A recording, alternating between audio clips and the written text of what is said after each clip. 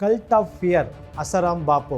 ದೇಶ ವಿದೇಶಗಳಲ್ಲಿ ಸುಮಾರು 400ಕ್ಕೂ ಹೆಚ್ಚು ಆಶ್ರಮಗಳು, 50ಕ್ಕೂ ಹೆಚ್ಚು ಗುರುಕುಲಗಳು, 40 ರೆಸಿಡೆನ್ಷಿಯಲ್ ಶಾಲೆಗಳ ಒಡೆತನ ಹೊಂದಿರತಕ್ಕಂಥ ಅಸಾರಾಂ ಬಾಪು ಇಂದಿಗೂ ಕೂಡ ಕೋಟ್ಯಾಂತರ ಭಕ್ತರಿದ್ದಾರೆ.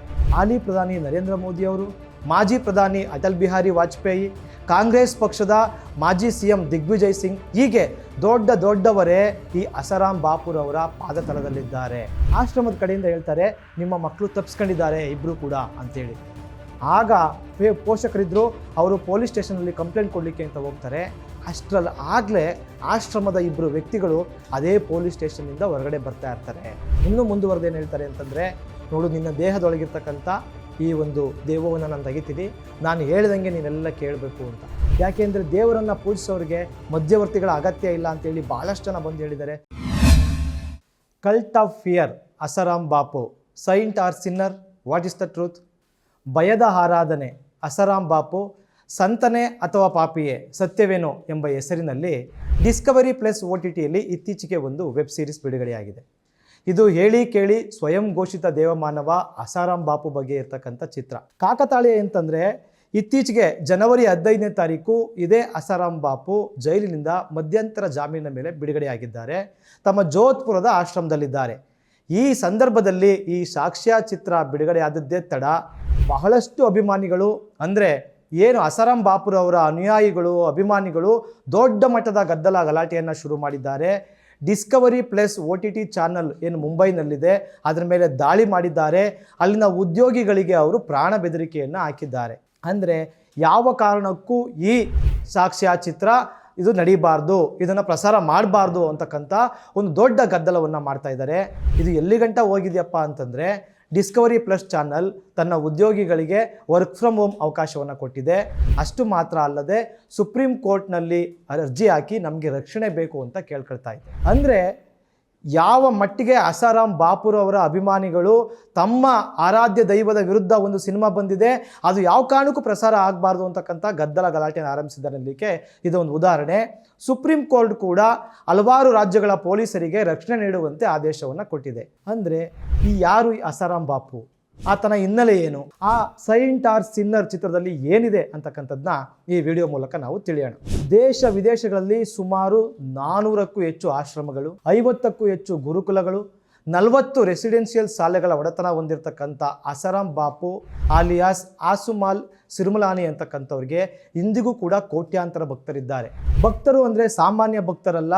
ಹಾಲಿ ಪ್ರಧಾನಿ ನರೇಂದ್ರ ಮೋದಿ ಅವರು, ಮಾಜಿ ಪ್ರಧಾನಿ ಅಟಲ್ ಬಿಹಾರಿ ವಾಜಪೇಯಿ, ಕಾಂಗ್ರೆಸ್ ಪಕ್ಷದ ಮಾಜಿ CM ದಿಗ್ವಿಜಯ್ ಸಿಂಗ್, ಹೀಗೆ ದೊಡ್ಡವರೇ ಈ ಅಸಾರಾಂ ಬಾಪುರವರ ಪಾದತಲದಲ್ಲಿದ್ದಾರೆ.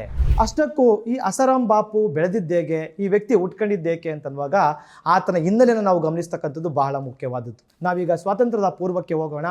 ಏಪ್ರಿಲ್ 17, 1941ರಲ್ಲಿ ಅಂದಿನ ಪಾಕಿಸ್ತಾನದ ಬೇರಾನಿ ಅಂತಕ್ಕಂಥ ಒಂದು ಗ್ರಾಮದಲ್ಲಿ ಸಿಂಧಿ ಬನಿಯಾ ಸಮುದಾಯದಲ್ಲಿ ಜನಿಸ್ತಾರೆ ಆಸಮಲ್ ಸಿರ್ಮಲಾನಿ ಅಂತಕ್ಕಂಥವ್ರು. ಆದರೆ 1947ರ ದೇಶ ವಿಭಜನೆಯ ನಂತರ ಆತನ ಇಡೀ ಕುಟುಂಬ ಗುಜರಾತ್ನ ಅಹಮದಾಬಾದ್ಗೆ ವಲಸೆ ಬಂದು ಇಲ್ಲಿ ನೆಲೆಸ್ತಾರೆ. ಅವರ ತಂದೆ ತೀರೋದಾಗ ಇಡೀ ಮನೆ ಕುಟುಂಬದ ಜವಾಬ್ದಾರಿ ಈತನ ಮೇಲೆ ಬೀಳ್ತದೆ. ಆತ ಕೆಲಸಕ್ಕೆ ಹೋಗಬೇಕಾಗ್ತದೆ. ಕೆಲವರು ಹೇಳ್ತಾರೆ ಆತ ಅಜ್ಮೀರ್ನಲ್ಲಿರ್ತಕ್ಕಂಥ ರೈಲ್ವೆ ಸ್ಟೇಷನ್ನಿಂದ ಅಜ್ಮೀರ್ ದರ್ಗಾಗೆ ಟಾಂಗಾ ಓಡಿಸ್ತಿದ್ದ, ಬಂದಂಥ ಪ್ರವಾಸಿಗರನ್ನ ಕರ್ಕೊಂಡು ಹೋಗ್ತಿದ್ದ ಅಂತ. ಆತನ ಬಯೋಗ್ರಫಿನಲ್ಲಿ ಏನಪ್ಪ ಬರ್ಕೊಂಡಿದ್ದಾರೆ ಅಂತಂದರೆ, ಅಲ್ಲಿನ ಸಿದ್ದಾಪುರ ಅಂತಕ್ಕಂಥ ಒಬ್ಬ ಸಂಬಂಧಿಕರ ಅಂಗಡಿನಲ್ಲಿ ಟೀ ಮಾರ್ತಾ ಇದ್ದ ಅಂತಕ್ಕಂಥದ್ದು ಹೇಳ್ತಾ ಇದೆ. ಅಂದರೆ ಟೀ ಮಾರೋರಿಗೆ ಈ ದೇಶದಲ್ಲಿ ಎಂತೆಂಥ ಭವಿಷ್ಯ ಇದೆ ಅಂತಕ್ಕಂಥದ್ದನ್ನ ನಾವು ಊಹೆ ಮಾಡ್ಕೊಳ್ಳೋಕ್ಕೂ ಸಾಧ್ಯ ಇಲ್ಲ. ಈ ಅಸಾರಾಂ ಬಾಪುದು ಕೂಡ ಅದೇ ಕೇಸು. ಇನ್ನು ಮನೆಯವರು ಈತನಿಗೆ ಮದುವೆ ಮಾಡಬೇಕು ಅಂತ ನಿಶ್ಚಯ ಮಾಡಿ ಎಂಗೇಜ್ಮೆಂಟ್ ಮಾಡಿರ್ತಾರೆ. ಆದರೆ ಈತ ಮದುವೆಗೆ ಒಪ್ಪದೆ ಮನೆ ಬಿಟ್ಟು ಓಡಿ ಹೋಗಿರ್ತಾನೆ. ಬರೂಚ್ನಲ್ಲಿ ಒಂದು ಆಶ್ರಮದಲ್ಲಿ ಸೇರ್ಕೊಂಡಿರ್ತಾನೆ. ಅವ್ರ ಕುಟುಂಬ ಹಂಗೋ ಹಿಂಗೋ ಪತ್ತೆ ಮಾಡಿ ಒತ್ತಾಯವಾಗಿ ಎಳ್ಕೊಂಡು ಬಂದು ಲಕ್ಷ್ಮೀದೇವಿ ಎಂಬವ್ರ ಜೊತೆ ಮದುವೆನೂ ಕೂಡ ಮಾಡಿಬಿಡ್ತಾರೆ. ಆದರೆ ಅಲ್ಲೂ ಕೂಡ ಈತ ಸಂಸಾರವನ್ನು ಸರಿಯಾಗಿ ಸಾಗಿಸೋದಿಲ್ಲ. ಮನೆ ಬಿಟ್ಟು ಹೆಂಡತಿ ಬಿಟ್ಟು ಮತ್ತೆ ಓಡೋಗ್ತಾನೆ. ಮತ್ತಷ್ಟು ಆಶ್ರಮಗಳನ್ನ ಸೇರ್ಕೊಳ್ತಾನೆ. ಆತನ ಮೇಲೆ 18 ವರ್ಷ ವಯಸ್ಸಾಗಿದ್ದಾಗ ಒಂದು ಕೊಲೆ ಕೇಸ್ ದಾಖಲಾಗಿರ್ತದೆ. ಆದರೆ ಅದರಲ್ಲಿ ಯಾವುದೇ ಸಾಕ್ಷ್ಯಾಧಾರಗಳಿಲ್ಲ ಅಂಥೇಳಿ ಆ ಕೇಸ್ ಕೂಡ ಖುಲಾಸೆ ಆಗಿದೆ. ಈ ರೀತಿ 23ನೇ ವಯಸ್ಸಿನಲ್ಲಿ ಹೆಂಡತಿ ಬಿಟ್ಟು ಸನ್ಯಾಸಿಯಾದಂಥ ಈ ಆಸುಮುಲ್ ಅಂತಕ್ಕಂಥವರು ಕೇದಾರ್ನಾಥಕ್ಕೆ ಹೋಗ್ತಾರೆ, ವೃಂದಾವನಕ್ಕೆ ಹೋಗ್ತಾರೆ, ಕಡೆಗೆ ನೈನಿತಾಲ್ ತಲುಪ್ತಾರೆ. ಅಲ್ಲಿ ಸಿಕ್ಕಿದ್ದು ಅವರಿಗೆ ಲೀಲಾ ಸಹಾಜಿ ಅಂತಕ್ಕಂಥ ಸ್ವಯಂ ಘೋಷಿತ ಧರ್ಮಗುರು ಮಾತೆ. ಇವರನ್ನು ಶಿಷ್ಯನಾಗಿ ಸ್ವೀಕರಿಸಿ ಆತನಿಗೆ ಸಂತ ಶ್ರೀ ಅಸಾರಾಂ ಮಹಾರಾಜ್ ಬಾಪು ಅಂತಕ್ಕಂಥ ಒಂದು ಮರುನಾಮಕರಣವನ್ನು ಮಾಡ್ತಾರೆ. ಈ ಒಂದು ದೀಕ್ಷೆಯನ್ನು ಪಡೆದಂಥ ಅಸಾರಾಂ ಬಾಪು 1971ರಲ್ಲಿ ಅಹಮದಾಬಾದ್ಗೆ ಪ್ರಯಾಣ ಮಾಡ್ತಾರೆ. ಅಲ್ಲಿ ಮೋಕ್ಷ ಕುಟೀರ ಎಂಬ ಹೆಸರಿನಲ್ಲಿ ಒಂದು ಆಯುರ್ವೇದ ಚಿಕಿತ್ಸೆಯ ಕೇಂದ್ರವನ್ನು ತೆರೀತಾರೆ. ಧರ್ಮದ ಬಗ್ಗೆ ಪ್ರವಚನವನ್ನು ಕೊಡ್ತಾರೆ. ಈ ರೀತಿಯಾಗಿ ನಿಧಾನವಾಗಿ ಅವರು ಸ್ವಯಂ ಘೋಷಿತ ದೇವ ಮಾನವನಾಗಿ ಧರ್ಮಗುರುವಾಗಿ ಬೆಳವಣಿಗೆ ಹೊಡ್ತಾರೆ. ನಿಮಗೆಲ್ಲ ಗೊತ್ತಿದೆ, ಸತ್ಸಂಗಗಳನ್ನ ಶುರು ಮಾಡ್ತಾರೆ. ಅದು ದಿನೇ ದಿನೇ ಬೆಳೀತಾ ಇರ್ತದೆ. ಈ ಅಸಾರಾಂ ಬಾಪುರವರ ಈ ಆಶ್ರಮ ಫೇಮಸ್ ಆಗಲಿಕ್ಕೆ ಮತ್ತೂ ಕಾರಣ ಏನಪ್ಪ ಅಂದರೆ, ಅಲ್ಲಿ ಬಂದಂಥ ಪ್ರತಿಯೊಬ್ಬರಿಗೂ ಕೂಡ ಉಚಿತವಾಗಿ ಆಹಾರವನ್ನು ನೀಡ್ತಾ ಇದ್ರು. ಎರಡನೇದಾಗಿ ಜಾತಿ ಧರ್ಮದ ಆಧಾರದಲ್ಲಿ ಯಾವುದೇ ತಾರತಮ್ಯವನ್ನು ಮಾಡ್ತಿರಲಿಲ್ಲ. ಅದೇ ಸಂದರ್ಭದಲ್ಲಿ ಗುಜರಾತ್ನಲ್ಲಿ BJP RSS ಬೆಳೀತಾ ಇರ್ತದೆ. ರಾಮ ಜನ್ಮಭೂಮಿ ಹೋರಾಟ ಶುರುವಾಗಿರ್ತದೆ. ಇದೆಲ್ಲದರ ಪ್ರಯೋಜನವನ್ನು ಪಡೆದಂಥ ಅಸಾರಾಂ ಬಾಪುರವರು ದೊಡ್ಡ ಒಂದು ದೇವಮಾನವನಾಗಿ ಬೆಳೀತಾರೆ. 400ಕ್ಕೂ ಹೆಚ್ಚು ಆಶ್ರಮಗಳನ್ನು ಅವರು ತೆರೀತಾರೆ. ಈ ರೀತಿ ಈತ ಬೆಳೀತಾ ಇದ್ದಂಗೆ ಬಹಳಷ್ಟು ರಾಜಕೀಯ ಮುಖಂಡರು, ಅಧಿಕಾರಿಗಳು, ದೊಡ್ಡ ಹುದ್ದೆಯಲ್ಲಿರ್ತಕ್ಕಂಥವ್ರು ಇವರ ಆಶೀರ್ವಾದ ಪಡೀಲಿಕ್ಕೆ ಬರ್ತಾ ಇರ್ತಾರೆ. ಇವರ ಕಾಯಿ ಕೆಳಗಡೆ ಬರ್ತಾ ಇರ್ತಾರೆ. ಇದೆಲ್ಲವನ್ನು ಎನ್ಕ್ಯಾಶ್ ಮಾಡ್ಕೊಂಡ ಇವರು ಒಂದು ದೊಡ್ಡ ಮಟ್ಟದಲ್ಲಿ ಬೆಳೀತಾರೆ. ಗುಜರಾತ್ನ BJP ಸರ್ಕಾರ ಇವರಿಗೆ 14,000 ಸ್ಕ್ವೇರ್ ಮೀಟರ್ನಷ್ಟು ಭೂಮಿಯನ್ನು ಉಚಿತವಾಗಿ ಕೊಡ್ತದೆ. 1981ರಿಂದ 93ವರೆಗೆ ಇದ್ದಂಥ ಕಾಂಗ್ರೆಸ್ ಸರ್ಕಾರ ಕೂಡ ಇವರಿಗೆ ಸಹಾಯವನ್ನು ಮಾಡ್ತದೆ.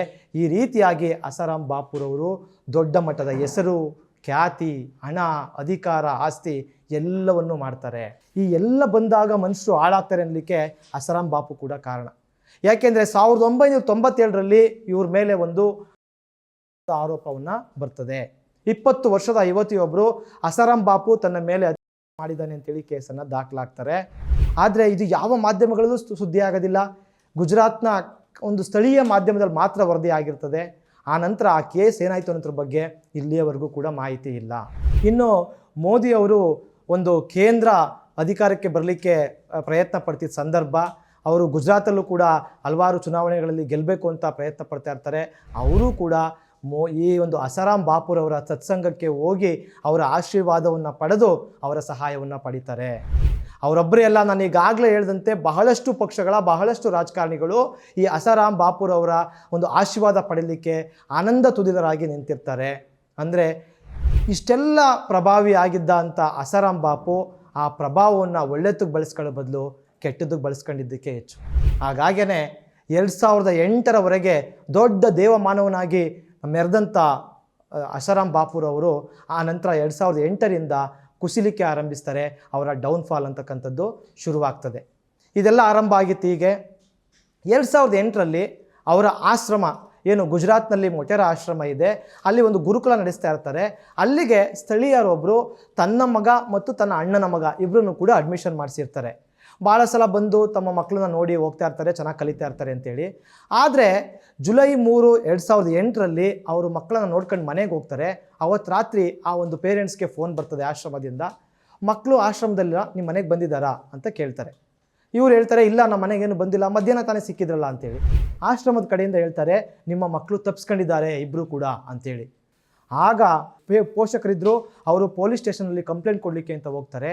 ಅಷ್ಟರಲ್ಲಿ ಆಗಲೇ ಆಶ್ರಮದ ಇಬ್ಬರು ವ್ಯಕ್ತಿಗಳು ಅದೇ ಪೊಲೀಸ್ ಸ್ಟೇಷನ್ನಿಂದ ಹೊರಗಡೆ ಬರ್ತಾ ಇರ್ತಾರೆ.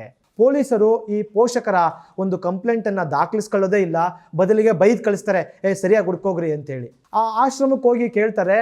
ಆವಾಗ ಅಸಾರಾಂ ಬಾಪು ಆ ಪೇರೆಂಟ್ಸ್ನ ಕರೆದು ಹೇಳ್ತಾರೆ, ನಿಮ್ಮ ಮಕ್ಕಳು ಎಲ್ಲೂ ಹೋಗಲ್ಲ, ವಾಪಸ್ ಬರ್ತಾರೆ, ನಾನು ಹೇಳ್ದಂಗೆ ಮಾಡಿ. ಅದೇನೆಂದರೆ, ಈ ರಸ್ತೆಯನ್ನು ದಾಟಿ ಅಲ್ಲಿ ನಿಮಗೆ 7 ಇಟ್ಟಿಗೆಗಳು ಸಿಗ್ತವೆ. ಆ ಇಟ್ಟಿಗೆಗಳನ್ನ ತೆಗೆದುಕೊಂಡು ನಿಮ್ಮ ಮನೆಗೆ ತಗೊಂಡೋಗಿ ನಿಮ್ಮ ಮನೆಯಲ್ಲಿ ಮಕ್ಕಳ ಬಟ್ಟೆಗಳನ್ನು ಒಗೆದು ಅದನ್ನು ಉಲ್ಟಾ ಮಾಡಿ ಅಲ್ಲಿ ಮನೆ ರೂಮ್ನಲ್ಲಿ ಹಾಕಿ ಮತ್ತು ಧ್ಯಾನ ಮಾಡಿ 4 ಗಂಟೆಗಳಲ್ಲಿ ನಿಮ್ಮ ಮನೆಗೆ ವಾಪಸ್ ಬರ್ತಾರೆ ಅಂತ ಅಸಾರಾಂ ಬಾಪು ಒಂದು ಪ್ರವಚನ ಕೊಡ್ತಾರೆ ಆ ಪೋಷಕರಿಗೆ. ಆ ಪೋಷಕರು ಹೌದೇನೋ ಸ್ವಾಮೀಜಿಗಳು ಹೇಳ್ತಾರೆ, ನಿಜ ಏನೋ ಅಂತೇಳಿ ಅವರು ಮನೆಗೆ ಹೋಗಿ ಈ ಅಸಾರಾಂ ಬಾಪು ಹೇಳಿದಂಥ ಎಲ್ಲವನ್ನೂ ಮಾಡ್ತಾರೆ. ಆದರೆ ಅವರ ಮಕ್ಕಳು ಬರೋದಿಲ್ಲ. ಇದರಿಂದ ಸಿಟ್ಟಿಗೆದ್ದಂಥ ಆ ಪೋಷಕರು ಕೊನೆಗೂ ಹೋಗಿ ಪೊಲೀಸ್ ಸ್ಟೇಷನಲ್ಲಿ ಗಲಾಟೆ ಮಾಡಿ ದೂರು ದಾಖಲು ಮಾಡ್ತಾರೆ. ಅದರ ಮಾರನೆಗೆ ಏನಪ್ಪ ಅಂತಂದರೆ, ಆ 2 ಯುವ ಮಕ್ಕಳ ಮೃತದೇಹಗಳು ಪಕ್ಕದ ನದಿ ದಡದಲ್ಲಿ ಬಿದ್ದಿರ್ತವೆ. ಇಂಡಿಯನ್ ಎಕ್ಸ್‌ಪ್ರೆಸ್ ವರದಿ ಹೇಳ್ತದೆ ಆ ಮಕ್ಕಳ ದೇಹದ ಮೇಲೆ ಯಾವುದೇ ಗಾಯಗಳಾಗಿರಲಿಲ್ಲ, ಅವರು ಮೃತಪಟ್ಟಿದ್ರು ಅಂತ. ಆದರೆ ಕೆಲವರು ಈ ಬಗ್ಗೆ ಪುಸ್ತಕಗಳನ್ನೇ ಬರೆದಿದ್ದಾರೆ. ಅದರಲ್ಲಿ ಹೇಳ್ತಾರೆ ಆ ಮೃತದೇಹಗಳು ಭಾಳ ಕೆಟ್ಟ ಪರಿಸ್ಥಿತಿಯಲ್ಲಿದ್ದವು, ಭಾಳಷ್ಟು ಏಟನ್ನು ಹೊಡೆದು ಹಲ್ಲೆ ಮಾಡಿ ಅವ್ರ ದೈಹಿಕವಾಗಿ ಹಿಂಸಿಸಿ ಕೊಲ್ಲಲಾಗಿತ್ತು ಅಂತ ಹೇಳ್ತಾರೆ. ಪೊಲೀಸರು ಆರಂಭದಲ್ಲಿ ಏನೂ ಮಾಡೋದಿಲ್ಲ, ಆದರೆ ಒತ್ತಡ ಹೆಚ್ಚಾದಾಗ ಪೊಲೀಸ್ ಏನು ಮಾಡ್ತಾರೆ ಅಂದರೆ ಅದೇ ಆಶ್ರಮದ 14 ವರ್ಷದ ಒಬ್ಬ ಬಾಲಕನನ್ನು ಬಂಧಿಸ್ತಾರೆ. ಆ ಬಾಲಕನ ಕೈಲಿ ಏನಪ್ಪ ಹೇಳಿಕೆ ಕೊಡಿಸ್ತಾರೆ ಅಂತಂದರೆ, ನನಗೆ ಈ ಆಶ್ರಮದಲ್ಲಿ ಇರೋಕ್ಕಾಗ್ತಿರ್ಲಿಲ್ಲ, ತುಂಬ ರೂಲ್ಸು ರೆಗ್ಯುಲೇಷನ್ ಇಲ್ಲಿ, ಹಾಗಾಗಿ ಮನೆಗೆ ಹೋಗಬೇಕಿತ್ತು, ಅದಕ್ಕೆ ನಾನು ಆ ಇಬ್ಬರು ಮಕ್ಕಳನ್ನ ಹೊಡೆದು ಕೊಂದುಬಿಟ್ಟೆ ಅಂತಕ್ಕಂಥ ಒಂದು ಹೇಳಿಕೆಯನ್ನು ಕೊಡ್ತಾರೆ ಪೊಲೀಸರು. ಹಾಗಾಗಿ ಅಸಾರಾಂ ಬಾಪು ಆಗಲಿ ಆಶ್ರಮ ಆಗಲಿ ನಿಮ್ಮ ಮಕ್ಕಳ ಸಾವಿಗೆ ಕಾರಣ ಅಲ್ಲ, ಬದಲಿಗೆ ಆ 14 ವರ್ಷದ ಮತ್ತೊಬ್ಬ ಬಾಲಕ ಅಂತ ಹೇಳಿ ಅದನ್ನು ಕೈ ತೊಳ್ಕೊಳ್ತಾರೆ ಆ ರೀತಿ ಹೇಳಿ. ಆದರೆ ಪೇರೆಂಟ್ಸ್ ಅದನ್ನು ಒಪ್ಪೋದಿಲ್ಲ, ಭಾಳಷ್ಟು ಹೋರಾಟಗಳನ್ನ ಮಾಡ್ತಾರೆ. 2008ರಲ್ಲಿ ನರೇಂದ್ರ ಮೋದಿ ಅವರು CM ಆಗಿರ್ತಾರೆ ಗುಜರಾತಲ್ಲಿ. ಅವರು ಇದರ ಒಂದು ತನಿಖೆ ಮಾಡಲಿಕ್ಕೆ ಒಂದು ಕಮಿಷನನ್ನು ನೇಮಕ ಮಾಡ್ತಾರೆ. 2013ರಲ್ಲಿ 5 ವರ್ಷದ ನಂತರ ಆ ಕಮಿಷನ್ ವರದಿ ನೀಡ್ತದೆ. ಅದು ಅಸಾರಾಂ ಬಾಪುಗೆ ಕ್ಲೀನ್ ಚೀಟ್ ನೀಡ್ತದೆ. ಆ ಇಬ್ಬರು ಮಕ್ಕಳ ಸಾವಿಗೆ ಕಾರಣ ಮತ್ತೊಬ್ಬ ಬಾಲಕನೇ ಹೊರತು ಅಸಾರಾಂ ಬಾಪು ಅಲ್ಲ ಅಂತಕ್ಕಂಥ ವರದಿಯನ್ನು ನೀಡ್ತಾರೆ. ಇದು ಒಂದು ಘಟನೆ ಆಯಿತು. ಇಲ್ಲಿ ಅಸಾರಾಂ ಬಾಪು ಹೇಗೋ ಬಚಾವಾದರು.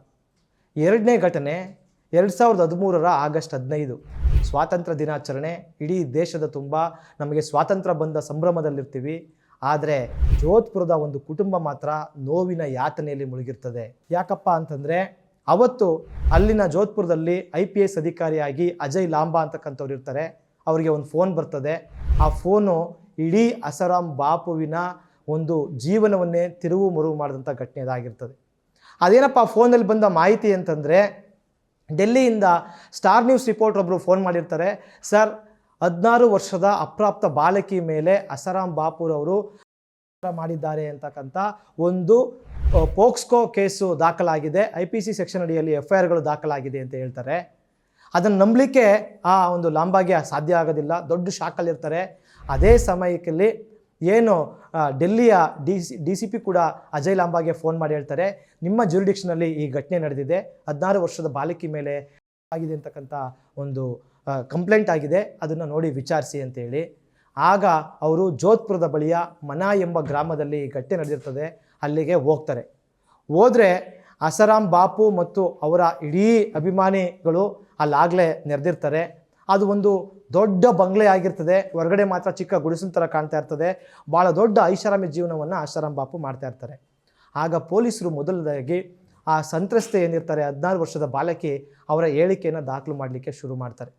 ಆ ಬಾಲಕಿ ಹೇಳ್ದಂಥ ಡೀಟೇಲ್ಸ್ಗಳು ಎಂಥವರ ಒಂದು ಹೃದಯವನ್ನು ಕಲಕ್ತಕ್ಕಂಥ ಘೋರಾತಿ ಘೋರ ಘಟನೆ ಅದಾಗಿರ್ತದೆ. ಆ 16 ವರ್ಷದ ಬಾಲಕಿ ಉತ್ತರ ಪ್ರದೇಶದ ಶಹಜಾನ್ಪುರ ಅಂತಕ್ಕಂಥ ಒಂದು ಊರಿನವರು. ಅವ್ರ ತಂದೆ ಒಂದು ಟ್ರಾವೆಲ್ ಬಿಸ್ನೆಸ್ ನಡೆಸ್ತಾ ಇರ್ತಾರೆ. ಅವರೂ ಕೂಡ ಅಸಾರಾಂ ಬಾಪುರವರ ಭಕ್ತರಾಗಿರ್ತಾರೆ. ಇನ್ನೂ ಮುಂದುವರೆದು ಅವರು ಅಸಾರಾಂ ಬಾಪು ಹೆಸರಿನಲ್ಲಿ ಒಂದು ಆಶ್ರಮ ಕಟ್ಟಲು ಬ್ಯಾಂಕ್ನಿಂದ ಲೋನ್ ಕೂಡ ತಗೊಂಡಿರ್ತಾರೆ. ಅವರು ತನ್ನ ಮಗಳನ್ನು ಓದಿಸ್ಲಿಕ್ಕೆ ಈ ಒಂದು ಗುರುಕುಲಕ್ಕೆ ಸೇರಿಸಿರ್ತಾರೆ ಜೋಧ್ಪುರದಲ್ಲಿ. ಅಸಾರಾಂ ಬಾಪುರವರ ನೇತೃತ್ವದಲ್ಲಿ ನಡೀತಾ ಇರ್ತಕ್ಕಂಥದ್ದು ಅದು ಒಂದು ರೆಸಿಡೆನ್ಷಿಯಲ್ ಸ್ಕೂಲ್ ಆಗಿರ್ತದೆ. ಆಗಸ್ಟ್ ತಿಂಗಳಲ್ಲಿ ಆ ಮಗುಗೆ ಹುಷಾರು ತಪ್ತದೆ. ವಾರ್ಡನ್ ಹತ್ರ ಹೋಗಿ ಹೇಳ್ತಾರೆ, ವಾರ್ಡನ್ ಶಿಲ್ಪಿ ಅನ್ನೋರು ಇರ್ತಾರೆ, ಮೇಡಮ್ ನನಗೆ ಹುಷಾರಿಲ್ಲ, ನಾನು ಮನೆಗೆ ಹೋಗಬೇಕು ಅಂತ. ಆವಾಗ ಆ ವಾರ್ಡನ್ ಹೇಳ್ತಾರೆ, ಇಲ್ಲ ಏನೂ ತೊಂದರೆ ಇಲ್ಲ, ನೀನು ಹಾಸ್ಪಿಟ್ಲಿಗೆ ಹೋಗೋ ಅಗತ್ಯ ಇಲ್ಲ, ಒಂದಿನ ರೆಸ್ಟ್ ಮಾಡು ಸರಿ ಹೋಗುತ್ತೆ ಅಂತ. ಮಾರನೇ ದಿನ ಆಗುತ್ತೆ, ಹುಷಾರು ಜಾಸ್ತಿ ಆಗುತ್ತೆ ಹೊರತು ಆ ಹುಡುಗಿ ಏನು ಆರೋಗ್ಯ ಸುಧಾರಿಸೋದಿಲ್ಲ. ಆಗ ಆ ವಾರ್ಡನ್ ಏನು ಹೇಳ್ತಾರೆ, ನೋಡು ನಿನ್ನಲ್ಲಿ ಒಂದು ದೆವ್ವ ಒಕ್ಕಿದೆ, ಒಂದು ಆತ್ಮ ಒಕ್ಕಿದೆ, ಅದನ್ನು ಪರಿಹರಿಸ್ತಕ್ಕಂಥವ್ರು ಅಸಾರಾಂ ಬಾಪುವ್ರು ಮಾತ್ರ, ಹಾಗಾಗಿ ನಿನ್ನ ಪೇರೆಂಟ್ಸ್ ಎಲ್ಲ ಕರ್ಕೊಂಡು ಬಾ ಅಂತ ಹೇಳ್ತಾರೆ. ಅವ್ರ ಪೇರೆಂಟ್ಸು ಬರ್ತಾರೆ. ಆ ಬಾಲಕಿನೂ ಕೂಡ ಆ ಒಂದು ಜೋಧ್ಪುರದ ಅಸಾರಾಂ ಬಾಪುರವರ ಆಶ್ರಮಕ್ಕೆ ಹೋಗ್ತಾರೆ. ರಾತ್ರಿ ಆಗಿರ್ತದೆ. ಬಾಪುರವರು 150 ಜನರ ಸತ್ಸಂಗದಲ್ಲಿ ತೊಡಗಿರ್ತಾರೆ. ಸತ್ಸಂಗ ಮುಗಿದ ನಂತರ ಈ ಪೋಷಕರ ಜೊತೆ ಮಾತಾಡಿ ಹೇಳ್ತಾರೆ, ಈ ಬಾಲಕಿಯ ದೇಹದಲ್ಲಿ ಒಂದು ಸೈತಾನ ಅಡಗಿದೆ, ಅದನ್ನು ನಾನು ವಾಪಸ್ ತೆಗಿತೀನಿ ಅಂತ ಹೇಳ್ತಾರೆ. ಹೇಳಿ ರಾತ್ರಿ 10 ಗಂಟೆ ಸಮಯದಲ್ಲಿ ಆ ಇಬ್ಬರು ಪೋಷಕರನ್ನು ಗೇಟ್ ಬಳಿ ನೀವು ಒಂದು ಧ್ಯಾನ ಮಾಡ್ತಾಯಿರಿ, ಮಂತ್ರ ಪಠಣ ಮಾಡ್ತಾಯಿರಿ, ನಾನು ಆ ಮಗುವನ್ನು ಹುಷಾರು ಮಾಡ್ತೀನಿ ಅಂತೇಳಿ ಆಕೆಯನ್ನು ರೂಮು ಕರ್ಕೊಂಡೋಗಿ ಮಾತಾಡಿಸ್ತಾರೆ. ನೀನು ಮುಂದೆ ಏನಾಗಬೇಕು ಅಂತಿದ್ಯಾ ಅಂತ ಕೇಳ್ತಾರೆ. ಆ 16 ವರ್ಷದ ಬಾಲಕಿ, ನಾನು ಚೆನ್ನಾಗಿ ಓದಿ CA ಆಗಬೇಕು ಅಂತಂತಿದ್ದೀನಿ ಅಂತಾರೆ. ಆಗ ಅಸಾರಾಂ ಬಾಪು ಹೇಳಿದ್ದು, ಅಯ್ಯೋ CA ಆಗಿ ಏನು ಪ್ರಯೋಜನ, ನೋಡು ಎಷ್ಟೊಂದು ಜನ CAಗಳು ಬಂದು ನನ್ನ ಕಾಲು ಕೆಳಗಡೆ ಕೂತ್ಕೊಳ್ತಾರೆ, ಒಂದಲ್ಲ ಒಂದಿನ ನೀನು ಅಲ್ಲಿ ಬಂದು ಕೂತ್ಕೋಬೇಕು ಅಂತ ಹೇಳ್ತಾರೆ. ಇನ್ನೂ ಮುಂದುವರೆದು ಏನು ಹೇಳ್ತಾರೆ ಅಂತಂದರೆ, ನೋಡು ನಿನ್ನ ದೇಹದೊಳಗಿರ್ತಕ್ಕಂಥ ಈ ಒಂದು ದೇವವನ್ನು ನಾನು ತೆಗಿತೀನಿ, ನಾನು ಹೇಳ್ದಂಗೆ ನೀನೆಲ್ಲ ಕೇಳಬೇಕು ಅಂತ. ಆ ಮಗುಗೂ ಅವತ್ತಿನವರೆಗೂ ಕೂಡ ಇನ್ನೊಬ್ಬ ಪುರುಷನ ಜೊತೆ ಏಕಾಂಗಿಯಾಗಿ ಈ ರೀತಿ ರೂಮ್ನಲ್ಲಿದ್ದ ಅಭ್ಯಾಸವೇ ಇಲ್ಲ. ತುಂಬ ಭಯ ಪಡ್ತಾ ಇರ್ತಾಳೆ, ಬೆವರ್ತಾ ಇರ್ತಾಳೆ. ಆದರೆ ಈ ಅಸಾರಾಂ ಬಾಪು ಅಂತಕ್ಕಂಥವನು ಬಿಡೋದಿಲ್ಲ. ಆ ಒಂದು ಮಗುವನ್ನು ತನ್ನ ಕಾಮತೃಷೆಗೆ ಬೆಳೆಸ್ಕೊಂಡು ಯಾವ ರೀತಿ ಅದಕ್ಕೆ ಬ್ರೈನ್ ವಾಶ್ ಮಾಡಲಿಕ್ಕೆ ಪ್ರಯತ್ನ ಪಡ್ತಾನೆ ಅಂದರೆ, ನೋಡು ನಾನು ದೇವರ ಬಳಿ ನಿನಗೆ ಎಂಥ ಒಂದು ಸದಾವಕಾಶ ಸಿಕ್ಕಿದೆ. ದೇವರು ಕೆಲವ್ರನ್ನ ಮಾತ್ರ ಆಯ್ಕೆ ಮಾಡ್ಕೊಳ್ತಾನೆ, ನಿನ್ನನ್ನು ಆಯ್ಕೆ ಮಾಡ್ಕೊಂಡಿದ್ದೀನಿ, ದೇವರೊಂದಿಗೇ ನೀನು ಮಾಡ್ತಿದ್ಯಾ ಅಂತಂದರೆ ಅದು ಪವಿತ್ರವಾದದ್ದು. ಈ ರೀತಿ ಆ ಮಗುವಿಗೆ ಕೆಟ್ಟ ಕೊಳಕ ಮಾತುಗಳನ್ನ ತುಂಬಿ ಆ ಮಗುವನ್ನು ಮಾಡ್ತಾನೆ. ಇದನ್ನು ಆ ಮಗುವೇ 2 ದಿನದ ನಂತರ ಪೊಲೀಸ್ ಸ್ಟೇಟ್ಮೆಂಟಲ್ಲಿ ಎಲ್ಲವನ್ನು ಕೂಡ ವಿವರವಾಗಿ ಭಾಳ ಕಷ್ಟದಲ್ಲಿ ಹೇಳ್ಕೊಂಡಿದ್ದಾಳೆ. ಮಗು ಅವತ್ತು ಬಟ್ಟೆ ಹಾಕೊಂಡು ಹೊರಗಡೆ ಬರ್ತಾಳೆ, ತಂದೆ ತಾಯಿಗಳಿಗೆ ಏನು ಹೇಳಲ್ಲ. ಯಾಕೆ ಅಂತಂದರೆ, ಒಂದು ವೇಳೆ ಇದು ನಡೆದುತ್ತಂದ ನೀನು ಯಾರಿಗಾದರೂ ಹೇಳಿದ್ರೆ ಇಡೀ ನಿನ್ನ ಕುಟುಂಬವನ್ನು ಕೊಂದಾಕ್ತೀನಿ ಅಂತಕ್ಕಂಥ ಒಂದು ಬೆದರಿಕೆಯನ್ನು ಅಸಾರಾಂ ಬಾಪು ಹಾಕಿರ್ತಾರೆ. ಆದರೆ ಆ ಮಗುಗೆ ತಡ್ಕೊಳಕ್ಕಾಗೋದಿಲ್ಲ. 2 ದಿನದ ನಂತರ ತನ್ನ ತಾಯಿಗೆ ಆ ಮಾತನ್ನು ಹೇಳ್ತಾರೆ. ತಾಯಿ ತನ್ನ ಹಸ್ಬೆಂಡ್ಗೆ ಹೇಳಿ ಅವರು ಪೊಲೀಸ್ ಕಂಪ್ಲೇಂಟ್ ಕೊಡಲಿಕ್ಕೆ ಒಂದು ಪೊಲೀಸ್ ಸ್ಟೇಷನ್ಗೆ ಹೋಗ್ತಾರೆ. ಅಲ್ಲಿ ಪೊಲೀಸರು ಆ ಮಗುವನ್ನು ಒಂದು ಮೆಡಿಕಲ್ ಎಕ್ಸಾಮಿನೇಷನ್ಗೆ ಕಳಿಸಿದಾಗ ಅಲ್ಲಿ ಆಗಿರ್ತಕ್ಕಂಥದ್ದು ಕನ್ಫರ್ಮ್ ಆಗ್ತದೆ. ಆನಂತರ ಪೊಲೀಸರು ಕೂಡ ಏನು ಮಾಡೋಕ್ಕಾಗ್ದೇ ಆ ಒಂದು ಕಂಪ್ಲೇಂಟನ್ನು ರಿಜಿಸ್ಟರ್ ಮಾಡ್ತಾರೆ. ರಿಜಿಸ್ಟರ್ ಮಾಡಿ FIR ದಾಖಲಿಸ್ತಾರೆ. ಈ ರೀತಿಯಾಗಿ ಒಬ್ಬ ದೇವಮಾನವ ಅಂತ ಕರ್ಸ್ಕೊಳ್ತಕ್ಕಂಥವ್ರು ಒಬ್ಬ ಅಮಾಯಕ ಬಾಲಕಿಯನ್ನು ಈ ರೀತಿ ದೌರ್ಜನ್ಯಕ್ಕೆ ಒಳಪಡಿಸಿರ್ತಕ್ಕಂಥ ಘಟನೆ ನಡೆದಿರ್ತದೆ. ಆಗ ಏನು ಪೊಲೀಸ್ ಸ್ಟೇಷನಲ್ಲಿ FIR ಆಯಿತು, ಆಗಲೇ ಇದ್ದಕ್ಕಿದ್ದಂಗೆ ಅಸಾರಾಂ ಬಾಪುರ ಬೆಂಬಲಿಗರು ಗಲಾಟೆ ಆರಂಭಿಸ್ತಾರೆ. ಸಾವಿರಾರು ಜನ ಅದ್ರ ಮಾರನೇ ದಿನಕ್ಕೇ ದೆಹಲಿಯ ಜಂತರ್ ಮಂತರ್ನಲ್ಲಿ ಸೇರಿ ಅಸಾರಾಂ ಬಾಪು ಪರ ಪ್ರತಿಭಟನೆ ಮಾಡ್ತಾರೆ. ನೋಡಿ, ಇದು 2013 ಆಗಸ್ಟ್ ತಿಂಗಳು ನಡೀತಾ ಇರ್ತಕ್ಕಂಥದ್ದು. ಅದರ ಸುತ್ತಮುತ್ತನೇ ಏನು ನಿರ್ಭಯ ಒಂದು ಪ್ರಕರಣ ನಡೆದಿರ್ತದೆ. ನಿರ್ಭಯಾಗೆ ನ್ಯಾಯ ಸಿಗಬೇಕು, ಕೇಂದ್ರ ಸರ್ಕಾರ ಸರಿ ಕೆಲಸ ಮಾಡ್ತಿಲ್ಲ ಅಂತೇಳಿ ಇಡೀ ದೇಶಾದ್ಯಂತ ಒಂದು ದೊಡ್ಡ ಹೋರಾಟವೇ ಭುಗಿಲೆದ್ದಿರ್ತದೆ. ಅದೇ ಸಂದರ್ಭದಲ್ಲಿ ಇನ್ನೊಬ್ಬ ಮಗು ಅಸಾರಾಂ ಬಾಪು ಅಂತಕ್ಕಂಥ ಒಬ್ಬ ಸ್ವಯಂ ಘೋಷಿತ ನಕಲಿ ಸ್ವಾಮಿಯಿಂದ ಕೀಡಾಗಿ ನೋವುಗೊಳಗಾಗಿರ್ತಾರೆ. ಆದರೆ ಇಲ್ಲಿ ಪ್ರತಿಭಟನೆ ನಡೀತಾ ಇರ್ತಕ್ಕಂಥದ್ದು ಅಸಾರಾಂ ಬಾಪುರವರ ಪರವಾಗಿ. ಅಸಾರಾಂ ಬಾಪುರವರ ಮಗ ಒಂದು ಹೇಳಿಕೆ ಕೊಡ್ತಾನೆ, ಆ ಮಗು ಮಾನಸಿಕ ಅಸ್ವಸ್ಥೆ, ಅವನ ಮಾತನ್ನು ನಂಬೇಡಿ ಅಂತೇಳಿ. ಆದರೆ ಪೊಲೀಸರು, ಜೋಧ್ಪುರದ ಪೊಲೀಸರು ಭಾಳ ಎಫಿಷಿಯೆಂಟಾಗಿ ಕೆಲಸ ಮಾಡ್ತಾರೆ. ಎಲ್ಲ ಸಾಕ್ಷಿಗಳನ್ನ ಸಂಗ್ರಹಿಸ್ತಾರೆ. ಅವರು ಆಶ್ರಮಕ್ಕೆ ಹೋಗಿ ಅಸಾರಾಂ ಬಾಪುನ ಅರೆಸ್ಟ್ ಮಾಡಬೇಕು ಅಂತ ಪ್ರಯತ್ನಿಸ್ತಾರೆ. ಆದರೆ ಸಾಧ್ಯ ಆಗೋದಿಲ್ಲ. ಕೊನೆಗೆ ಸಿವಿಲ್ ಡ್ರೆಸ್ನಲ್ಲಿ ಆ ಒಂದು ಆಶ್ರಮವನ್ನು ತಲುಪಿ ಅಲ್ಲಿ ಆತ ಏನು ಮಾಡ್ತಿದ್ದ ಅಂತೆಲ್ಲ ಅಬ್ಸರ್ವ್ ಮಾಡ್ತಾರೆ. ಅಸಾರಾಂ ಬಾಪು ಮಾತ್ರ ಏನೂ ಆಗಿಲ್ಲ, ನಾನು ಚೆನ್ನಾಗೇ ಇದ್ದೀನಿ, ನಾನು ಏನೂ ಮಾಡಿಲ್ಲ ಅಂತೇಳಿ ಪಾರ್ಟಿ ಮಾಡ್ಕೊಂಡು ಸತ್ಸಂಗ ಮಾಡ್ಕೊಂಡು ದೊಡ್ಡ ದೊಡ್ಡ ಜನರ ಜೊತೆ, ಅವರ ಅಧಿಕಾರಸ್ಥರ ಜೊತೆ ಕಾಲ ಕಳೀತಾ ಇರ್ತಾರೆ. ಆಗ ಈ ಜೋಧ್ಪುರದ ಪೊಲೀಸರು ಮಾತ್ರ ಇದನ್ನು ಸುಮ್ಮನೆ ಬಿಡೋಕ್ಕೆ ಸಾಧ್ಯ ಆಗಲ್ಲ ಅಂಥೇಳಿ ಆ ಆಶ್ರಮದ ಏನು ಊಟ ಅಡುಗೆ ಮಾಡಿಸ್ತಾರೆ ಅವರು, ಆ ವಾರ್ಡನ್ ಆಗಿದ್ದಂಥ ಶಿಲ್ಪಿ, ಇವರೆಲ್ಲರೂ ಕೂಡ ಹುಡುಕಿ ಅವ್ರನ್ನ ವಿಚಾರಣೆ ನಡೆಸ್ತಾರೆ. ಆಗ ಹೊರಬಂದ ಸತ್ಯಗಳೇನಪ್ಪ ಅಂತಂದರೆ, ಏನು ಈ 16 ವರ್ಷದ ಬಾಲಕಿ ಮೊದಲ ಸಂತ್ರಸ್ತೆಯೂ ಅಲ್ಲ, ಮೊದಲ ವಿಕ್ಟಿಮ್ ಕೂಡ ಅಲ್ಲ. ಈ ಥರ ನೂರಾರು ಜನರನ್ನು ಅಸಾರಾಂ ಬಾಪುರವರು ಲೈಂಗಿಕವಾಗಿ ಶೋಷಿಸಿದ್ರು ಅಂತಕ್ಕಂಥ ಒಂದು ಮಾಹಿತಿ ಬಯಲಾಗ್ತದೆ. ಆಗ ಪೊಲೀಸರು ಏನಾದರೂ ಮಾಡಿ ಅಸಾರಾಂ ಬಾಪುನ ಅರೆಸ್ಟ್ ಮಾಡಲೇಬೇಕು ಅಂತ ಅವ್ರ ಹಿಂದೆ ಬೀಳ್ತಾರೆ. ಆದರೆ ಯಾವ ಬಾಲಕಿಯರು ಆ ಆಶ್ರಮದಲ್ಲಿ ಹೋಗಿ ಈ ರೀತಿ ಒಂದು ನೋವನ್ನು, ದುಃಖವನ್ನು ಅನುಭವಿಸಿರ್ತಾರೆ, ಅವರೆಲ್ಲರೂ ಕೂಡ ಬಂದು ಕಂಪ್ಲೇಂಟ್ ಕೊಡಿ ಅಂತ ಬೇಡ್ಕೊಳ್ತಾರೆ ಪೊಲೀಸರು. ಯಾರಿಗೂ ಕೂಡ ಧೈರ್ಯ ಇರಲ್ಲ. ಕೆಲವ್ರಿಗೆ ಹಣ ಕೊಟ್ಟು ಅವರನ್ನು ಸುಮ್ಮನಿಸಲಾಗಿರ್ತದೆ. ಮತ್ತಷ್ಟು ಜನರಿಗೆ ಅಸಾರಾಂ ಬಾಪು ಬ್ರೈನ್ ವಾಶ್ ಮಾಡಿರ್ತಾರೆ, ನಿಮಗೆ ಪುಣ್ಯ ಸಿಗ್ತದೆ ಆ ರೀತಿ ಹೇಳಿ. ಮೂರನೇದಾಗಿ ಒಪ್ಪದೇ ಇರೋರಿಗೆ ಬೆದರಿಸಿ ಎದರಿಸಿ ಅವ್ರನ್ನ ಸುಮ್ಮನಿರಿಸಲಾಗಿರ್ತದೆ. ಈ ರೀತಿಯಾಗಿ ಏನು ಒಂದು ನಡೀತಾ ಇರ್ತದೆ. ಈ ಸಂದರ್ಭದಲ್ಲಿ ಪೊಲೀಸರು ಕೊನೆಗೆ ಅಸಾರಾಂ ಬಾಪುಗೆ ಒಂದು ನೋಟಿಸನ್ನು ಕಳಿಸ್ತಾರೆ. ಆಗಸ್ಟ್ 23ನೇ ತಾರೀಕು ನೀವು ಬಂದು ಪೊಲೀಸ್ ಸ್ಟೇಷನ್ನಲ್ಲಿ ಹೇಳಿಕೆನ ದಾಖಲಿಸಬೇಕು ಅಂತೇಳಿ. ಆದರೆ ಅಸಾರಾಂ ಬಾಪು ಬರೋದಿಲ್ಲ. ಕೊನೆಗೆ 5 ತಂಡಗಳು ಕಮಾಂಡೋಗಳ ಜೊತೆಗೆ ಇಂದೋರ್ನಲ್ಲಿದ್ದ ಅಸಾರಾಂ ಬಾಪುರ ಆಶ್ರಮಕ್ಕೆ ಹೋಗ್ತಾರೆ. ಆದರೆ ಅಲ್ಲಿಂದ ಆತ ತಪ್ಪಿಸ್ಕೊಂಡಿರ್ತಾನೆ.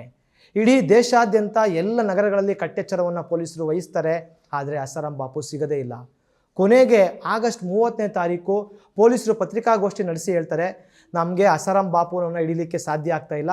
ಯಾವ ಆಶ್ರಮಕ್ಕೆ ಹೋದ್ರೂ ಕೂಡ ಅಲ್ಲಿ ಭಕ್ತರು ಪ್ರತಿಭಟನೆ ಮಾಡ್ತಾರೆ, ಆತ ಸಿಗ್ತಾ ಇಲ್ಲ ಅಂತ ಹೇಳ್ತಾರೆ. ಆಗ ಪೊಲೀಸರಿಗೆ ಒಂದು ಫೋನ್ ಕಾಲ್ ಬರ್ತದೆ. ಅದೇನಪ್ಪ ಅಂತಂದರೆ, ನೀವು ಹುಡುಕ್ತಾ ಇರ್ತಕ್ಕಂಥ ಅಸಾರಾಂ ಬಾಪು ಭೋಪಾಲ್ ಏರ್ಪೋರ್ಟ್ನಲ್ಲಿದ್ದಾರೆ ಅಂತೇಳಿ. ತಕ್ಷಣವೇ ಪೊಲೀಸರು ಭೋಪಾಲ್ ಏರ್ಪೋರ್ಟ್ಗೆ ಹೋಗ್ತಾರೆ. ಆದರೆ ಅಲ್ಲಿಂದ ತಪ್ಪಿಸ್ಕೊಂಡು ಆತ ಇಂದೋರ್ ಆಶ್ರಮವನ್ನು ತಲುಪಿರ್ತಾನೆ. ಕೊನೆಗೆ ಸಿವಿಲ್ ಡ್ರೆಸ್ನಲ್ಲಿ ಪೊಲೀಸರು ಇಂದೋರ್ ಆಶ್ರಮವನ್ನು ನುಗ್ಗಿ ಅಸಾರಾಂ ಬಾಪುನ ಹಿಡಿಲಿಕ್ಕೆ ಪ್ರಯತ್ನ ಪಡ್ತಾರೆ. ಆಗ ಪತ್ರಕರ್ತರು ಅಸಾರಾಂ ಬಾಪು ಮೇಲೆ ಕೇಳ್ತಾರೆ, ನಿಮಗೆ ಈ ಥರ ಆರೋಪ ಬಂದಿದೆ, ಏನು ಹೇಳ್ತೀರಿ ಅಂತ. ಏನೂ ಮಾಡಿಲ್ಲ, ನಾನು ಆ ಥರದ್ದು ಯಾವುದೂ ಮಾಡಿಲ್ಲ, ಇದು ರಾಜಕೀಯ ಷಡ್ಯಂತ್ರ, ಹಳೆಮ ವೈಷಮ್ಯಗಳಿಂದ ಈ ರೀತಿ ನನ್ನ ಹೆಸರು ಕೆಡಿಸ್ಲಿಕ್ಕೆ ಹಿಂಗೆ ಮಾಡ್ತಾ ಇದ್ದಾರೆ, ನಾನು ಯಾರ ಮೇಲೂ ಕೂಡ ದೂರದಿಲ್ಲ, ನಾನು ಎಲ್ರಿಗೂ ಆಶೀರ್ವಾದ ಮಾಡ್ತೀನಿ ಅಂತೇಳಿ ಬಂಡತನವನ್ನು ಈ ಅಸಾರಾಂ ಬಾಪು ತೋರ್ತಾರೆ. ಮತ್ತು ಪೊಲೀಸರು ಬಂದು ಆತನನ್ನು ಅರೆಸ್ಟ್ ಮಾಡುವಾಗ ನಾನು ಯಾರು ಅಂತ ನಿಮಗೆ ಗೊತ್ತಾ, ನನಗೆ ಎಷ್ಟು ಜನ ಭಕ್ತರಿದ್ದಾರೆ ಅಂತ ಗೊತ್ತಾ, ನನ್ನ ಕೈ ಕೆಳಗಡೆ ಎಷ್ಟು ರಾಜಕೀಯ ನಾಯಕರಿದ್ದಾರೆ ಅಂತ ಗೊತ್ತಾ, ನೀವೇನಾದರೂ ಇವತ್ತು ಅರೆಸ್ಟ್ ಮಾಡಿದ್ರೆ ನಿಮ್ಮ ಪರಿಸ್ಥಿತಿ ಏನಾಗ್ತದೆ ಗೊತ್ತಾ ಅಂತೇಳಿ ಧಮಕಿ ಕೂಡ ಅವರು ಹಾಕ್ತಾರೆ. ಆದರೆ ಪೊಲೀಸರು ಬಿಡಕ್ಕೆ ರೆಡಿ ಇಲ್ಲ. ಇನ್ನೊಂದು ಕಡೆ ಅಸಾರಾಂ ಬಾಪು ಇನ್ನೊಂದು ನೆಗೋಷಿಯೇಷನ್ಗೆ ಬರ್ತಾರೆ. ಹೌದು ಆಯಿತು, ನಾನು ನಿಮ್ಮ ಜೊತೆ ಬರ್ತೀನಿ, ಆದರೆ ಇವತ್ತು ರಾತ್ರಿ ಬರೋಕ್ಕಾಗಲ್ಲ, ಬೆಳಿಗ್ಗೆ ಬರ್ತೀನಿ, ಬೆಳಿಗ್ಗೆವರೆಗೂ ನೀವು ಪೊಲೀಸರಲ್ಲಿ ಕಾಯಬೇಕು ಅಂತ ಹೇಳ್ತಾರೆ. ಪೊಲೀಸರು ಯಾಕೆ ಅಂತ ಸುಮ್ಮನೆ ಇರಬೇಕಾದ್ರೆ ಅದೇ ಸಮಯದಲ್ಲಿ ಅಸಾರಾಂ ಬಾಪು ತನ್ನ ಅನುಯಾಯಿಗಳು ಏನಪ್ಪ ಹೇಳ್ತಾರೆ ಅಂತಂದರೆ, ಬೆಳಿಗ್ಗೆ ಒಳಗಡೆ ನೀವು ಎಷ್ಟು ಜನ ಸೇರಿಸ್ತೀರಿ ಅಷ್ಟು ಜನ ಸೇರಿಸಿ, ಅದೇನಾಗುತ್ತೋ ನೋಡೇ ಬಿಡೋಣ ಅಂತಕ್ಕಂಥ ಒಂದು ಕುಮ್ಮಕ್ಕನ್ನು ಕೊಡ್ತಾರೆ. ಈ ಅಸಾರಾಂ ಬಾಪು ಅಂದ್ಕೊಂಡಿರ್ತಾರೆ ಪೊಲೀಸರಿಗೆ ಹಿಂದಿ ಬರೋಲ್ಲ, ಹಂಗಾಗಿ ನಾನು ಪ್ಲ್ಯಾನ್ ಮಾಡ್ಬೋದು ಅಂತ. ಆದರೆ ಒಬ್ಬ ಪೊಲೀಸ್ ಅಧಿಕಾರಿಗೆ ಹಿಂದಿ ಬರ್ತಾ ಇರೋದ್ರಿಂದ ಅವರು ಇದನ್ನು ಅರ್ಥ ಮಾಡಿಕೊಂಡು, ಇಲ್ಲ ಇವತ್ತು ರಾತ್ರಿನೇ ಈತನನ್ನು ನಾವು ಏನಾದರೂ ಮಾಡಿ ಜೋಧ್ಪುರಕ್ಕೆ ಕರ್ಕೊಂಡು ಹೋಗಬೇಕು ಅಂತ ಅನ್ಕತ್ತು ಅವರನ್ನು ಅರೆಸ್ಟ್ ಮಾಡ್ತಾರೆ. ಅರೆಸ್ಟ್ ಮಾಡಿ ಅವ್ರನ್ನ ವಿಮಾನದಲ್ಲಿ ಕರ್ಕೊಂಡು ಹೋಗಬೇಕಾದ್ರೆ ಇಂದೋರ್ನಿಂದ ಜೋಧ್ಪುರಕ್ಕೆ ನೇರ ಫ್ಲೈಟ್ಗಳಿರೋದಿಲ್ಲ. ಆಗ ಇಂದೋರಿಂದ ಡೆಲ್ಲಿ ಕರ್ಕೊಂಡು ಹೋಗ್ತಾರೆ, ಡೆಲ್ಲಿಯಿಂದ ಅವ್ರನ್ನ ಜೋಧ್ಪುರ ಕರ್ಕೊಂಡು ಹೋಗಲಿಕ್ಕೆ ಪ್ಲ್ಯಾನ್ ಮಾಡಿರ್ತಾರೆ. ಇದು ಭಕ್ತರಿಗೆ ಗೊತ್ತಾಗಿ ಏನು ಡೆಲ್ಲಿಯಿಂದ ಜೋಧ್ಪುರಕ್ಕೆ ಫ್ಲೈಟ್ ಇದೆ, ಅದಕ್ಕೆ 50ಕ್ಕೂ ಹೆಚ್ಚು ಅಸಾರಾಂ ಬಾಪುರವರ ಭಕ್ತರೇ ಆ ಫ್ಲೈಟನ್ನು ಬುಕ್ ಮಾಡ್ಕೊಂಡು ಅವರು ಕೂಡ ಆ ಫ್ಲೈಟ್ ಹತ್ತಿ ಫ್ಲೈಟ್ ಒಳಗಡೆ ಕೂಡ ಪೊಲೀಸರಿಗೆ ತುಂಬ ತೊಂದರೆ ಕೊಡ್ತಾರೆ, ಪ್ರತಿಭಟನೆ ಮಾಡ್ತಾರೆ. ಈ ರೀತಿಯಾಗಿ ತಮ್ಮ ಧರ್ಮಗುರುವನ್ನು ಆತ ಎಷ್ಟೇ ಹೀನಾತಿ ಕೃತ್ಯ ಮಾಡಿದರೂ ಕೂಡ ಸಮರ್ಥಿಸ್ಕೊಂಡು ಅವರನ್ನು ಬಚಾವ್ ಮಾಡಲಿಕ್ಕೆ ಒಂದು ಅಭಿಮಾನಿಗಳು ಭಕ್ತರು ಮುಂದಾಗ್ತಾರೆ ಅಂದರೆ ಯಾವ ಮಟ್ಟಕ್ಕೆ ಅವರು ಬ್ರೈನ್ ವಾಶ್ ಆಗಿದ್ದಾರೆ ಅಂತಕ್ಕಂಥದ್ದನ್ನ ನಾವು ಅರ್ಥ ಮಾಡ್ಕೊಳ್ಬೋದು. ಕೊನೆಗೂ ಪೊಲೀಸರು ಅಸಾರಾಂ ಬಾಪುವನ್ನು ಒಂದು ಜೋಧ್ಪುರಕ್ಕೆ ಕರ್ಕೊಂಡೋಗಿ ಅವ್ರನ್ನ ವಿಚಾರಣೆ ಮಾಡ್ತಾರೆ, ತನಿಖೆ ಮಾಡ್ತಾರೆ. ಆರಂಭದಲ್ಲಿ ಸುಮ್ಮನೆ ಇದ್ದಂಥ ಅಸಾರಾಂ ಬಾಪು ಆನಂತರ ಎಲ್ಲ ತಪ್ಪನ್ನು ಒಪ್ಪಿಕೊಳ್ತಾರೆ. ಆತನ ಪೊಟೆನ್ಸಿ ಟೆಸ್ಟ್ ಮಾಡಿದಾಗ ಅದರಲ್ಲೂ ಕೂಡ ಪ್ರೂವ್ ಆಗ್ತದೆ ಆಗಿದೆ ಅಂಥೇಳಿ. ಆನಂತರ ಆತನನ್ನು ಜೈಲಿಗೆ ಹಾಕಲಾಗ್ತದೆ. ಈ ಜೋಧ್ಪುರ ಪೊಲೀಸರ ದಕ್ಷತೆಯಿಂದ ಈ ದೊಡ್ಡ ಒಂದು ಭ್ರಷ್ಟ ಹೀನ ಕೃತ್ಯ ಮಾಡಿದಂಥ ಅಸಾರಾಂ ಬಾಪು ಜೈಲಿಗೆ ಹೋಗಲಿಕ್ಕೆ ಸಾಧ್ಯ ಆಗ್ತದೆ. ಈ ಸಂದರ್ಭದಲ್ಲೂ ಕೂಡ ಹಲವು ಪೊಲೀಸರ ಮೇಲೆ ಒತ್ತಡ, ಆಮಿಷ, ಧಮಕಿಯನ್ನು ಹಾಕಲಾಗ್ತದೆ. ನಾನು ಆಗ್ಲಂತ ಹೇಳಿದೆ, IPS ಅಧಿಕಾರಿ ಲಾಂಬಾ ಅವ್ರ ಮೇಲೆ ಒತ್ತಡ ಹಾಕ್ತಾರೆ, ಹಣದ ಆಮಿಷ ಒಡ್ತಾರೆ, ನಿನಗೆ ಆಸ್ತಿ ಪಾಸ್ತಿ ನೀಡ್ತೀವಿ ಅಂತೆಲ್ಲ ಕೊಡ್ತಾರೆ. ಆದರೆ ಅವರು ಯಾವ ಆಮಿಷಕ್ಕೂ ಬಲಿಯಾಗದೆ ಪ್ರಾಮಾಣಿಕವಾಗಿ ತನಿಖೆಯನ್ನು ಮಾಡ್ತಾರೆ. ಹಾಗಾಗೇ ಆ ಒಂದು ಕೇಸನ್ನು ಅವರು ಸಾಲ್ವ್ ಮಾಡಲಿಕ್ಕೆ ಸಾಧ್ಯ ಆಗ್ತದೆ. ಈ ರೀತಿಯಾಗಿ ಮತ್ತು ಒಬ್ಬ ವೈದ್ಯರನ್ನು ಈ ವಿಚಾರದಲ್ಲಿ ಮಾತಾಡಿಸಿದಾಗ ಅವ್ರು ಹೇಳ್ತಾರೆ, ಅಸಾರಾಂ ಬಾಪು ಪ್ರತಿನಿತ್ಯ ಆತ ಡೋಸೇಜ್ ತೆಗೆದುಕೊಳ್ತಾ ಇದ್ದ, ಡ್ರಗ್ಸ್ ತೆಗೆದುಕೊಳ್ತಾ ಇದ್ದ. ಯಾಕೆ ಅಂತಂದರೆ ತನ್ನ ಲೈಂಗಿಕ ಕ್ರಿಯೆ ನಡೆಸಲಿಕ್ಕೆ ನನಗೆ ಶಕ್ತಿ ಬೇಕು ಅಂತಕ್ಕಂತಂದರೆ ಪ್ರತಿನಿತ್ಯ ಆತ ಈ ರೀತಿ ಹೆಣ್ಣು ಮಕ್ಕಳನ್ನು ದೌರ್ಜನ್ಯಕ್ಕೆ ಒಳಪಡಿಸ್ತಿದ್ದ. ಆ ಆಶ್ರಮದ ಹಲವಾರು ಅಧಿಕಾರಿಗಳು ಇದರಲ್ಲಿ ಶಾಮೀಲಾಗಿದ್ದರು. ಪ್ರತಿನಿತ್ಯ ಅವರು ಸುಂದರವಾಗಿರ್ತಕ್ಕಂಥ 16-18 ವರ್ಷದ ಅಲ್ಲಿನ ಓದ್ತಾ ಇರ್ತಕ್ಕಂಥ ಬಾಲಕಿಯರನ್ನು, ವಿದ್ಯಾರ್ಥಿಗಳನ್ನು ಈ ದುಷ್ಕೃತ್ಯಗಳಿಗೆ ಒಳಪಡಿಸ್ತಾ ಇದ್ರು ಅಂತಕ್ಕಂಥ ಮಾಹಿತಿಯನ್ನು ಆ ಡಾಕ್ಟ್ರು ಹೊರಪಡಿಸಿದ್ದಾರೆ. ಈ ರೀತಿಯಾಗಿ ಅಸಾರಾಂ ಬಾಪು ಒಂದು ದುಷ್ಕೃತ್ಯ ತೆಗೆದಾಗ ಕೊನೆಗೆ 2016ರಲ್ಲಿ ಪೊಲೀಸರು 6,000 ಪುಟಗಳ ಚಾರ್ಜ್ ಶೀಟನ್ನು ಫೈಲ್ ಮಾಡ್ತಾರೆ. ತನಿಖೆ ಆರಂಭ ಆಗ್ತದೆ. ಅಸಾರಾಂ ಬಾಪು ಕಡೆಯ ದೊಡ್ಡ ವಕೀಲರು ಆ ಬಾಲಕಿಗೆ ಈಗಾಗಲೇ 18-19 ವರ್ಷ ಆಗಿದೆ, ಆಕೆ ಅಪ್ರಾಪ್ತೆಯಲ್ಲ, ಹಾಗಾಗಿ ಪೋಸ್ಕೋ ಕೇಸ್ನ ತೆಗಿಬೇಕು ಅಂತೆಲ್ಲ ವಾದ ಮಾಡ್ತಾರೆ. ಆದರೆ ಪೊಲೀಸರು ಸರಿಯಾದಂಥ ಡಾಕ್ಯುಮೆಂಟ್ಸನ್ನು, SLC ಮಾರ್ಕ್ಸ್ ಕಾರ್ಡನ್ನು ಇಟ್ಟು ಆತ ಈ ತಪ್ಪನ್ನು ಮಾಡಿದ್ದಾನೆ, ಆಕೆ ಸಂತ್ರಸ್ತೆ ಅಂತೇಳಿ ಪ್ರೂವನ್ನು ಮಾಡ್ತಾರೆ. ಅಷ್ಟಕ್ಕೆ ನಿಲ್ಲಿಲ್ಲ ಈ ಅಸಾರಾಂ ಬಾಪುರವರ ಅಭಿಮಾನಿಗಳು. 7 ಜನ ಸಾಕ್ಷಿಗಳಿರ್ತಾರೆ. ಆ ಸಾಕ್ಷಿಗಳ ಮೇಲೆ ದೈಹಿಕ ಹಲ್ಲೆನ ನಡೆಸ್ತಾರೆ. ಅದರಲ್ಲಿ 3 ಜನ ಸಾಕ್ಷಿಗಳು ಮೃತಪಡ್ತಾರೆ. ಒಬ್ಬರು ಇವತ್ತಿಗೂ ಕೂಡ ಸಿಗದೇ ಮಿಸ್ ಆಗಿದ್ದಾರೆ. ಒಬ್ಬ ವಿಡಿಯೋಗ್ರಾಫರ್ ಮೇಲೆ ಕತ್ತಿಯಿಂದ ಹಲ್ಲೆ ಮಾಡ್ತಾರೆ, ಮತ್ತೊಬ್ಬರ ಮೇಲೆ ಆಸಿಡ್ ದಾಳಿಯನ್ನು ಮಾಡ್ತಾರೆ. ಇಷ್ಟೆಲ್ಲ ಮಾಡಿ ಅಸಾರಾಂ ಬಾಪುನ ಅವರು ಬದುಕಿಸ್ಕೋಬೇಕು ಅಂತೇಳಿ ಇನ್ನೂ ಒಂದು ಹೆಜ್ಜೆ ಮುಂದೆ ಹೋಗಿ ಅವರು ಜೋಧ್ಪುರ ಪೊಲೀಸರ ವಾಹನಕ್ಕೆ ಬಾಂಬ್ ಬಿಡ್ತಕ್ಕಂಥ ಹುನ್ನಾರವನ್ನು ಕೂಡ ನಡೆಸಿರ್ತಾರೆ.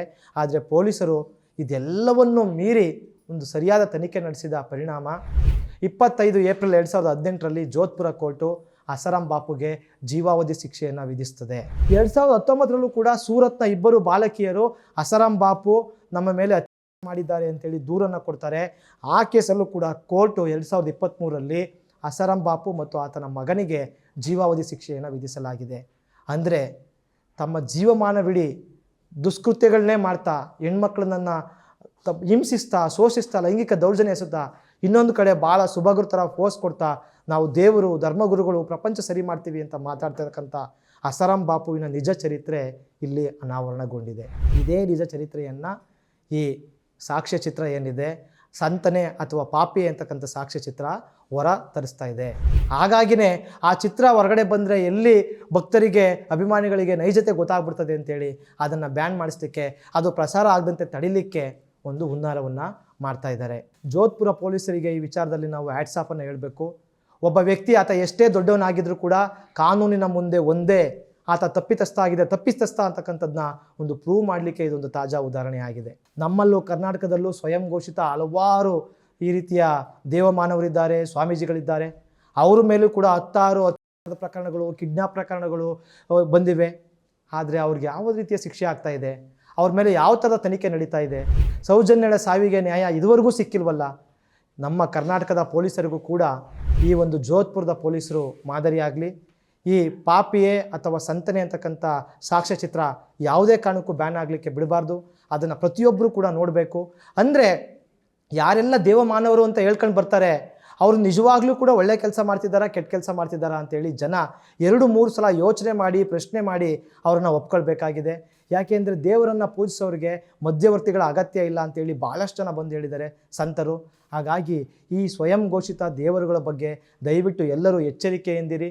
ತಮ್ಮ ಮಕ್ಕಳನ್ನು ಆ ಕಡೆ ಕಳಿಸುವಾಗ ಬಹಳ ಜಾಗರೂಕರಾಗಿರಿ. ಮತ್ತು ಯಾರೇ ಮೇಲೆ ಅಪರಾಧ ಒಂದು ಆರೋಪ ಬಂದರೂ ಕೂಡ ಅದನ್ನು ಪೊಲೀಸ್ ವ್ಯವಸ್ಥೆ ಸರಿಯಾಗಿ ತನಿಖೆ ನಡೆಸಿ ನ್ಯಾಯವನ್ನು ಕೊಡಿಸ್ತಕ್ಕಂಥ ಕೆಲಸ ಆಗಲಿ.